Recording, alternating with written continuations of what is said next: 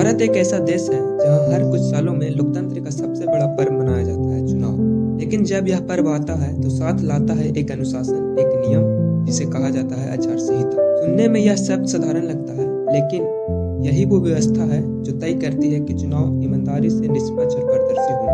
आचार संहिता अर्थात model code of conduct एक ऐसा ढांचा जो चुनाव के समय सरकारों, राजनीतिक दलों और उम्मीदवारों के आचरण को नियंत्रित करता है।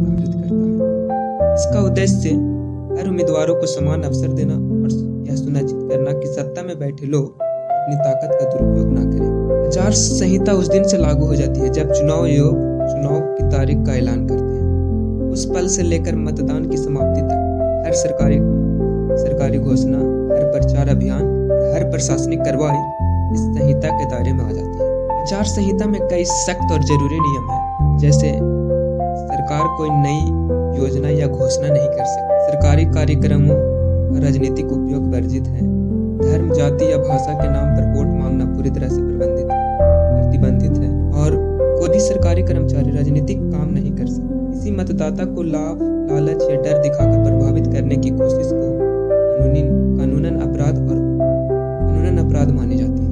अगर कोई नेता या पार्टी इन नियमों का उल्लंघन करती है तो चुनाव आयोग का अधिकार है कि वह नोटिस जारी करे, प्रचार पर रोक लगाए और उम्मीदवारी तक रद्द कर दे। बीते वर्षों में कई बड़ी पार्टियों पर कार्रवाई हुई और यही बात साबित करती है कानून सबके लिए बराबर है।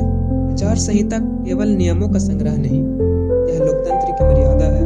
यह जनता को भरोसा देती है कि हर चुनाव निष्पक्ष और पारदर्शी होगा, हर वोट की कीमत बराबर होगी और कोई भी ताकत जनता की आवाज से ऊपर नहीं। यही है भारत के लोकतंत्र की असली पहचान। तो अगली बार जब आप सुने आचार संहिता लग गई है तो समझ लीजिए अब लोकतंत्र अपनी सबसे ईमानदार परीक्षा देता, क्योंकि आचार संहिता सिर्फ एक नियम नहीं, यह जनता के विश्वास की सुरक्षा है।